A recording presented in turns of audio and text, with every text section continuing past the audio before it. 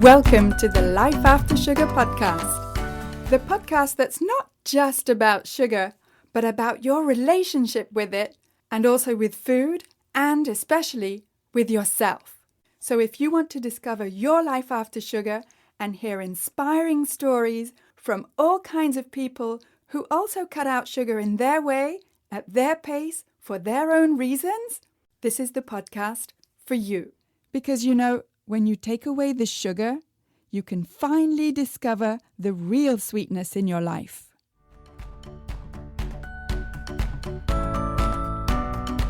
I'm your host, Netta Gorman. And in this week's episode, I'm talking with Lesya, who studied in nutrition and dietetics before she decided, not to be a dietitian. Mainly because she didn't agree with the information that she learned in her training. And she didn't want to share that inaccurate information either. You can find out why in just a minute. But first, I just wanted to tell you that if you're looking for some free resources about how to cut sugar, then I have plenty for you. Come check out the Life After Sugar Facebook page and subscribe to the Life After Sugar YouTube channel, as well as my Instagram account at My Life After Sugar, which is where you'll get all kinds of inspiration. Pictures of meals, short reels, useful info to get you started on your life after sugar, as well as thought-provoking quotes and even sometimes pictures of our cat, so that you can see that it's perfectly possible to live a happy and active life, even if you don't eat sugar. You can also check out my TikTok account at Netta_Life After Sugar. And if cravings are getting in the way and causing you to fall off the wagon, then I have 5 tips for you, especially if you're an intermittent faster, to help you get rid of cravings. Go to aftersugarclub.com and download your 5 tips today. You can also find my simple guide for getting more energy with less sugar by going to aftersugarclub.com, scrolling down to the bottom and clicking on Simple Guide. And while you're there at aftersugarclub.com, you can also have a look at the videos I've made for you to show you what to eat that doesn't contain added sugars, where to find real whole foods at the grocery store, and also how to look after your gut health with fermented foods and drinks. Go to aftersugarclub.com to get your free resources today. All right, so here's my chat with Lesya. Okay, so I'm here today with Lesya, who is a holistic, clean keto nutritionist who also promotes carb cycling. Lovely to see you, Lesya. Hi, Netta. Thank you so much for having me. Really excited about our conversation today. Lovely. Can we start by you telling us about your background with food, specifically with sugar, from your childhood? Oh, wow. Well, where does it start? Right. So I was raised in a Eastern European household. I'm actually Ukrainian. I was born there. So when we moved here to the States in 1990, my parents were very much obsessed with making sure everything was homemade and that we didn't eat like American junk food. So we weren't really ever allowed to have sugar, nor did we have sugar in our house. If we did, it was very rare for birthday parties or sometimes we'd have pop if we had pizza or soda, stuff like that. So of course, as anything goes, when you're restricted of something and deprived, you want it more. So I grew up and I had a pretty rough childhood, I would say, emotionally. And of course, like, don't we all? But I would search for ways out, and sugar and candy would be my way out, but I would do it in secrecy. And so it kind of I've always, I guess, considered I had a sweet tooth, but it really started in my teenage years. I remember grabbing money, like getting money from my mom or whatever, and going and just buying like Reese's and Snickers and all these candy bars in secrecy and eating them to kind of, at that time I didn't know, but I was just using it to cope with my emotions. And Yeah. it became a habit. It became an addiction, and I just didn't realize or know at that time. I was very young. And in my teens, I do remember that I used to be, I'd always drive around with like a 24 pack of Mountain Dew or Dr. Pepper or looking back, it makes me laugh because I was like, what in the world is going on with me? It was like the worst type of pop. Mountain Dew has the most sugar ever. And I would like hide that in my trunk and drink it every day. So I had this problem with sugar all throughout my childhood. I just wasn't aware of it. So Gotcha. when I grew up, was in college. I was like, what do I want to do with my life? I changed my mind so many times. And I ended up in nutrition because of this sugar and other things. Like I always had weight. Me and my older sister were always on diets. Like till this day, we're always on diets, right? And so we always were trying to lose weight, and we always had issues with our body and body image and all the things. And so I thought, okay, if I become a nutritionist, then I'll finally know, how to eat, how to lose weight, how to keep it off, and all the things. So I went to school to study to be a dietitian. Actually was severely disappointed when I graduated. I was more confused than ever before. And I went on to actually not be a registered dietitian and pursue a different career. And that led me to, I got pregnant, stayed at home, and then started an online thing, just sharing my journey when discovering keto 2015. But really, and we could dive into this a little further, is like I was using keto as a really great outlet to kind of suppress my issues with sugar. And then in 2020, the worst year ever, I decided to give it up for a year. And that taught me a lot about why I was really using it. And it's kind of transformed my relationship with sugar since then. And that, like, in a nutshell, is kind of the story around the sugar piece. Okay. All right. So to in a nutshell, as you say, no pun intended, haha. Um, you discovered nutrition or nutrition school, severely disappointed with that. Why was it so disappointing? Yeah, because everything that I was taught, it didn't make sense to me of what I kind of was on my own learning. I'm a very I've always been a rebel. I guess people would say, like, if you talk to my parents, like, oh, she was always the rebellious one. She was just no was her automatic default. So I was always questioning things. And at that time, when I was studying to be a dietitian, I actually started diving a little bit into functional nutrition and holistic nutrition just on my own. And, it was kind of like new. It wasn't so big as it is now, but Dr. Mercola was around, and I started getting into coconut oil and learning about the benefits of that and using it myself and just kind of the things and learning that. And then it went totally against the opposite of what I was learning in school. They're like, coconut oil is bad, saturated fat, you're going to have a heart attack, you're going to die. And then the whole calories in, calories out thing didn't make sense to me at all. And then the biggest kind of red flag was like how we were taught to treat diabetes patients, right? So we would have there was this class that I took, and it was all about like creating meal plans, especially for people that are diabetics. And of course these meal plans would be like orange juice for breakfast and whole grain bread and like all of this sugar. And I was like, wait, if these people have diabetes because their blood sugar is really high, why are we giving them more sugar? Yeah, it doesn't And make sense. yeah, and then I started kind of diving in to be like, okay, like all of these studies, right? They're quoting all these studies, and all these books are based on this study. And I'm like, okay, who did this study? And of course, it was freaking like General Mills and the American Dairy Association telling you have to drink 5 glasses of milk each day. And, the cereal companies telling you that you need whole grains. So all of these big studies, of course, they were funded by these big companies promoting their own agendas. And that's what we were taught. And then we're supposed to take an oath and have a license that says, yes, we're going to go and teach other people that. And I thought that was BS. I was like, I'm not doing it. Wow. Yeah, you are rebellious. I like you very much.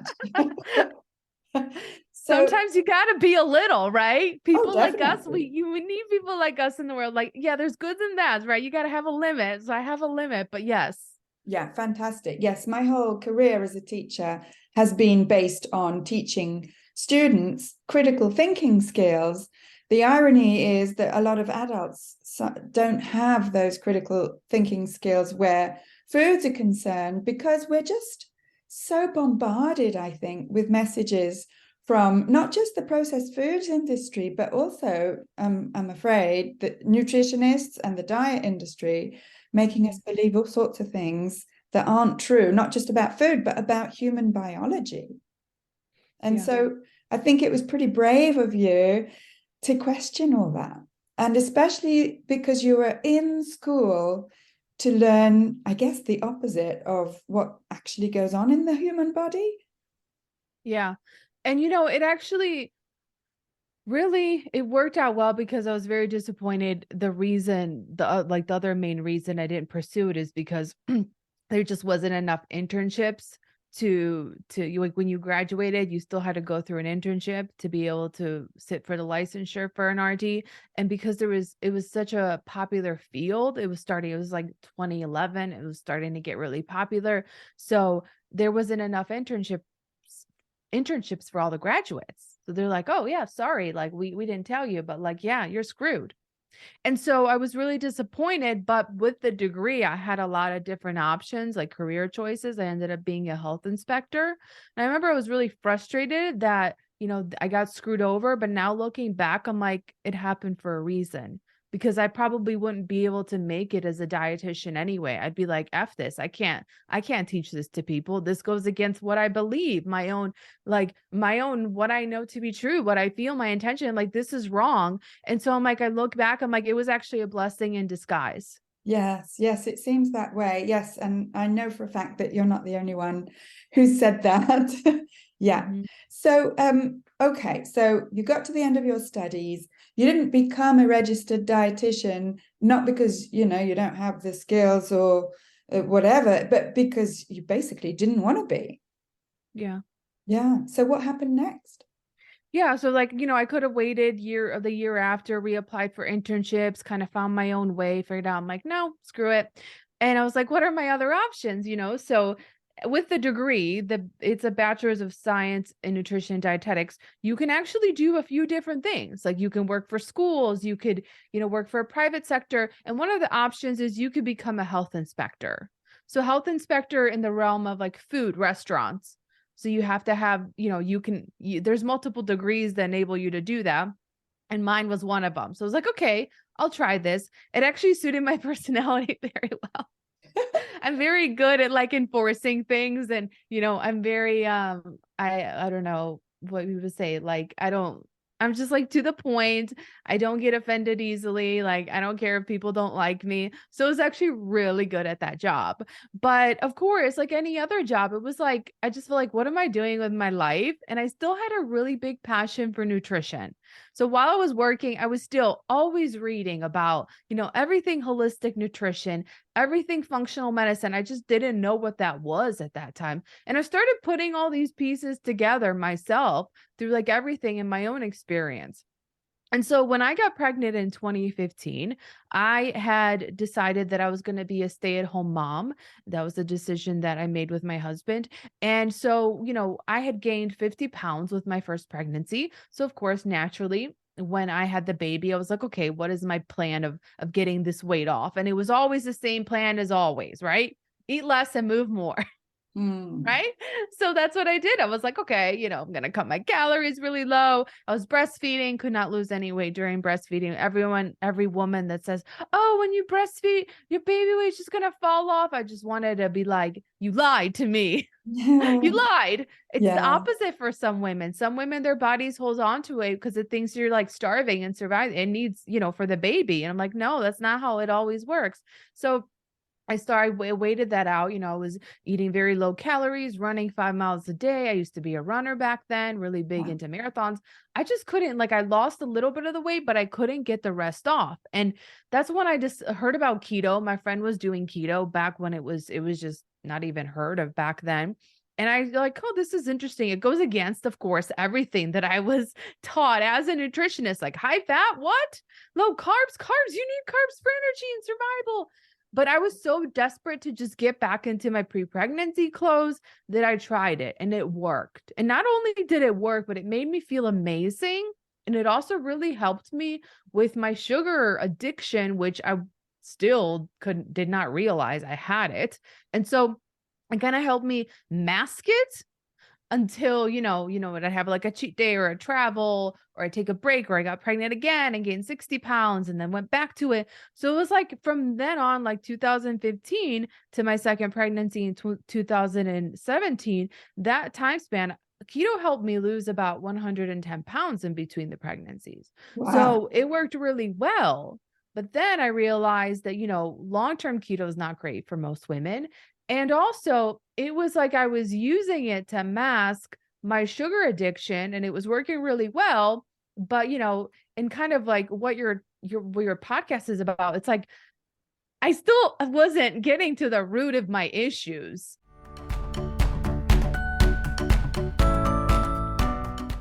I want to take a quick break to say that if this is your first time here, then welcome and thank you for listening to this podcast. And whether you're new or a regular and you haven't yet rated or reviewed this podcast, could I ask you to scroll down and tap on the stars to rate this podcast and also to write a short review to let me know how this podcast is helping you in your life after sugar. I love reading your reviews. In fact, I'd like to read a couple of reviews for you now, and this one is from Tom in the USA. In this 5-star review, Tom says, "I'm so grateful I heard Netta on the Intermittent Fasting Stories podcast. I've been listening to the Life After Sugar podcasts nearly every day, and I've learned so much from her and her guests. The most important thing I've learned is that my addiction wasn't my fault. Sugar found me as a child, and it got its talons in. I wasn't weak or bad for being unable to free myself. When I heard Gin Stephens interviewing Netta, her words just made so much sense and pushed me to realize I too could part company with all sugars and flours, and I did, in the middle of the day on a Wednesday. It was the final piece of the puzzle. It's been 3 months and 10 pounds gone without hunger. 5 birthdays, Halloween, Thanksgiving, and an international trip, and I haven't wanted or missed sugar or flour. I know I'm free now. Listening to Netta's guests makes me feel I'm part of a very large team, all realizing we can stop using sugar and flour, change our lives, and be free. I am very emotional about this. It's a huge thing in my life I've struggled with for 40 years. Netta is so kind, and I feel like she's someone I would love to be friends with. I can't tell you how much I appreciate what you're doing to help people. I feel like telling everyone." Oh, wow, Tom. Thank you. This is a wonderful review, and I really appreciate how detailed it is and the time that you took to share your experience. Thank you. And you don't have to write such a long review. I have other 5-star reviews that just say, "Great show," and reviews in between. Long or short, I want to hear from you. And when you rate and review this podcast, not only does it encourage me to continue making new episodes, but it also helps to share this podcast and have more people see it so that we can help more people feel better and lose weight with less sugar. So again, thank you for rating and reviewing this podcast and for spreading the word about sugar.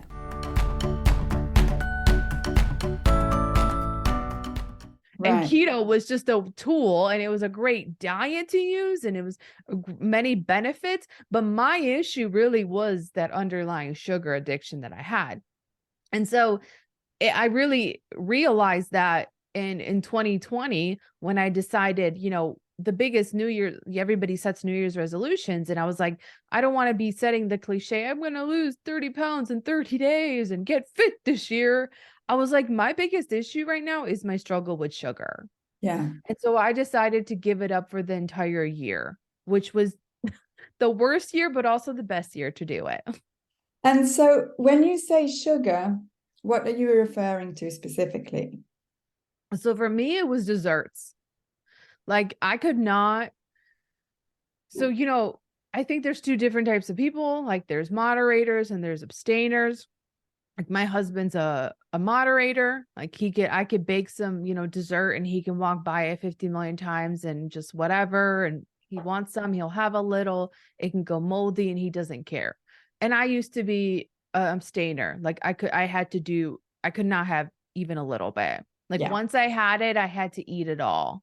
So that's how I was. When I got into sugar, like when I had sugar, it was like every day, all I wanted was sugar.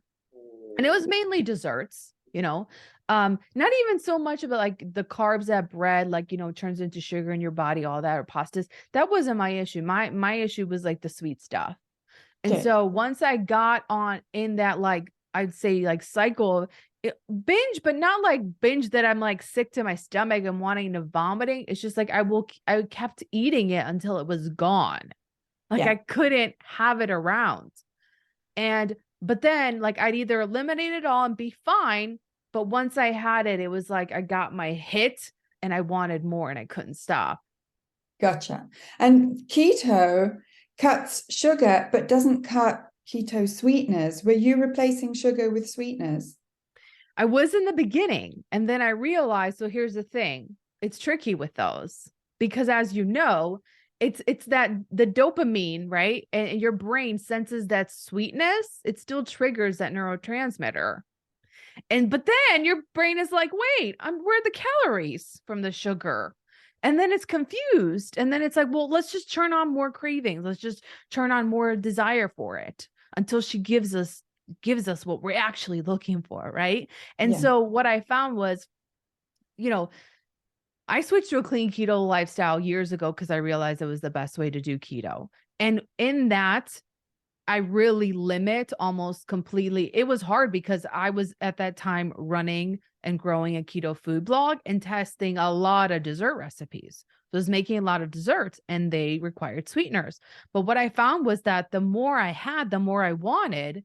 And then even that, it want me to crave now non-keto desserts. Like keto desserts just weren't even satisfying or fulfilling anymore. I wanted more. And I was like on this vicious cycle.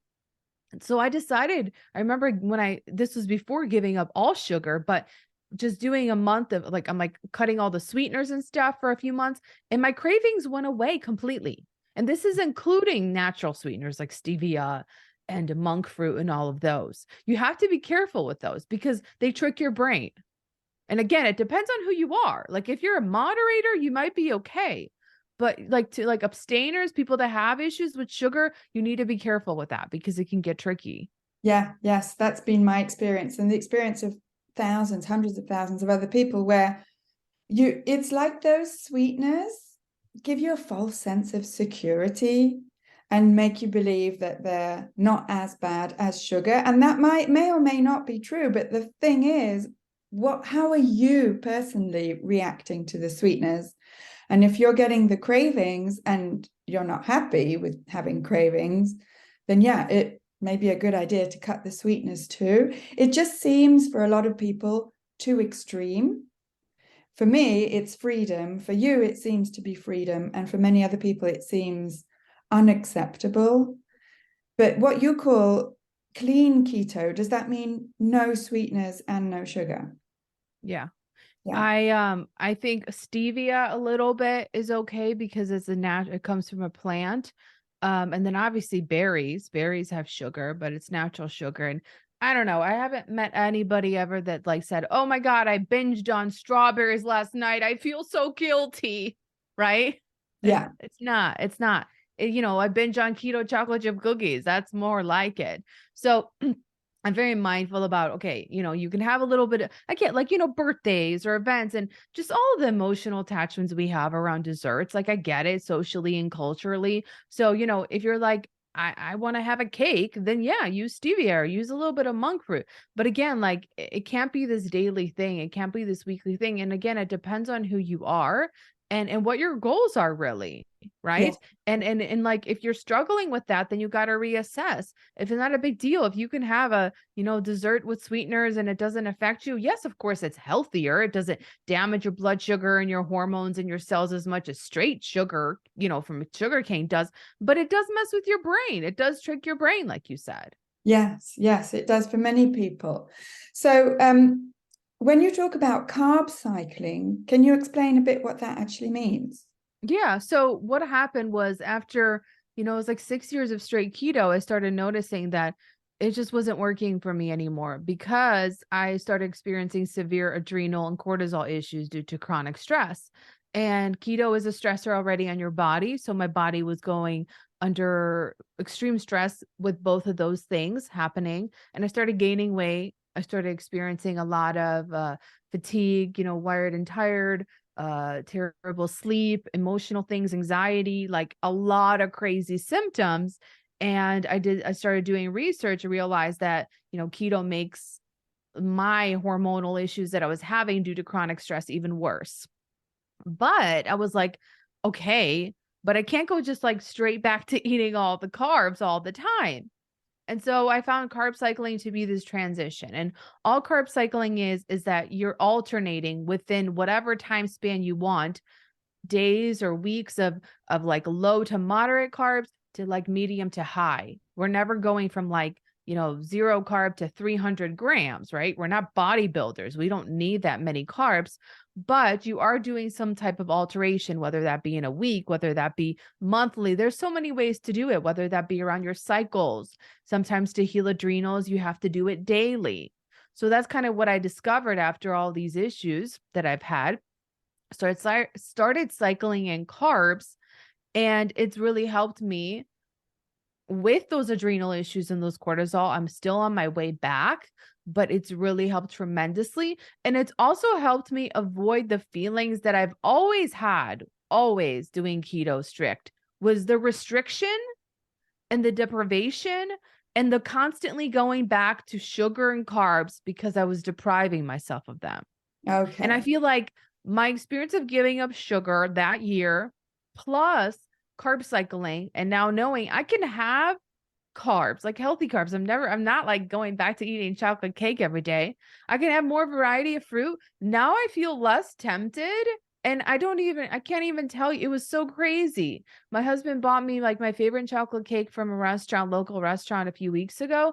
And usually I would like eat the whole thing. It could not blend, like it would be all gone. I had a few bites. I was like, it's not as good as I remember. I had a few bites more. I was like, okay, it was okay. And then I ended up throwing it away. Oh, And that would have never happened years ago. yeah, it's almost like you're an abstainer who became a moderator. Fingers crossed.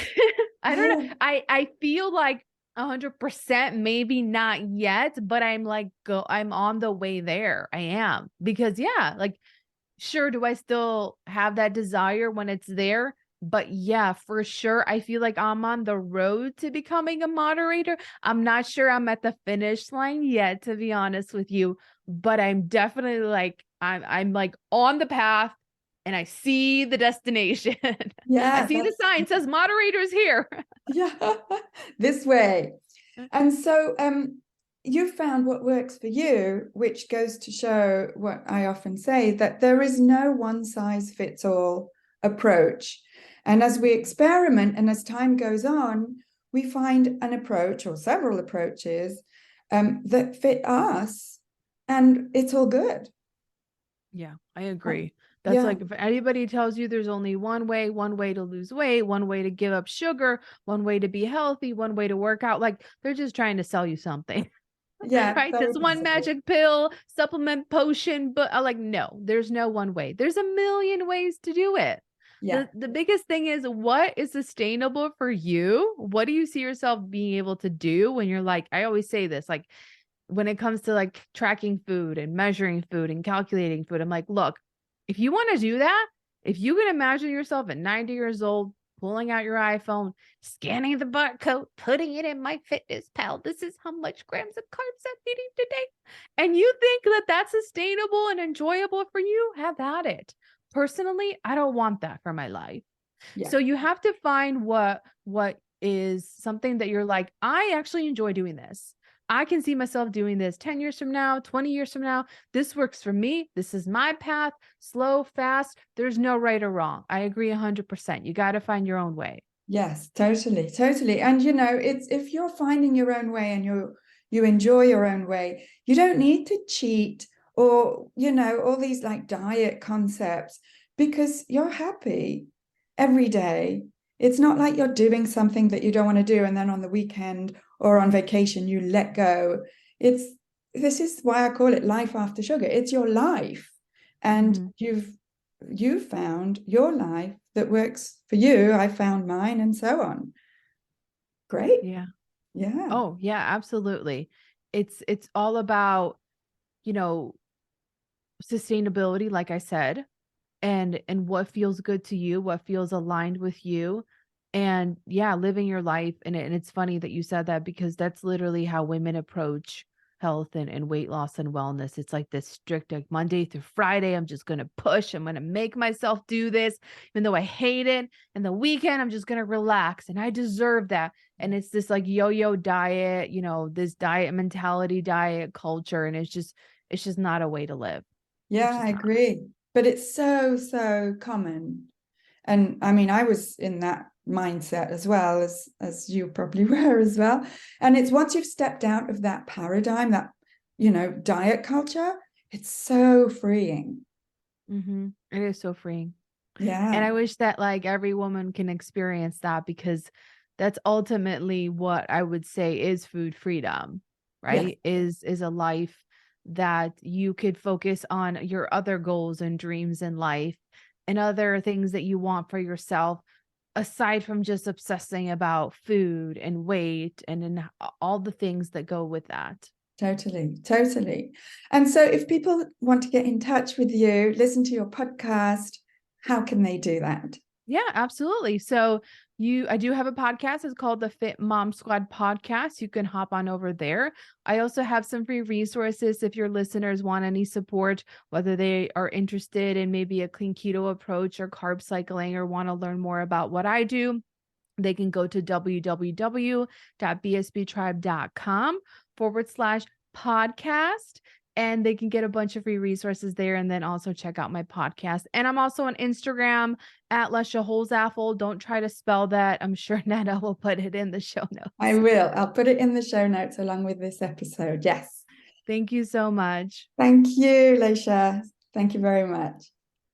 What a great chat with Lesya. And so great to meet a kindred spirit who is slightly rebellious, and you may be too. And there's absolutely nothing wrong with that. I think there should be more slightly rebellious consumers out there, and definitely more rebellious nutritionists and dietitians to question what they're taught and especially who's funding the syllabus at nutrition schools in the USA. Whether or not you agree with Lesya or not, in my humble opinion, that's less important than her central message and the central message of this podcast too, which is to empower yourself as a citizen and as a consumer to educate yourself not just about nutrition in general, but especially about sugar. So thank you, Lesya. And as I said, I'm putting her link in the show notes. And look, I do realize that it's not easy to find information that you can trust about sugar and cravings and gut health and about your relationship with sugar. And that is why I created the After Sugar Club. If you're ready and committed to your own well-being and to improving your health by cutting sugar, and if you want to be with other like-minded people, then join us in the After Sugar Club. When you sign up, you'll get all the support, the accountability, and the guidance you need to break free from the diet culture as well as from the emotional dependency that you have on sugar. Go to aftersugarclub.com and click on the big green button to see everything that's included in the After Sugar Club and in the Premium After Sugar Club, where you'll get much more personalized and customized guidance and feedback to help you on your journey to breaking free from sugar. Plus, you get a whole year for free in the After Sugar Club when you sign up for the premium option. Go to aftersugarclub.com and click on the big green button to join us. Thank you for listening. That's it for this week. Keep in touch and see you soon for another episode.